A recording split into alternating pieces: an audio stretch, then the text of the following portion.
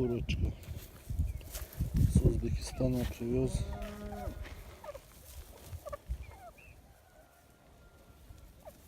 А вот петух. Петух порода турок.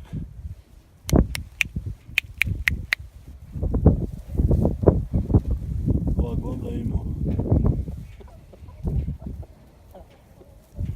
А это курочки, цыплята, молодняк.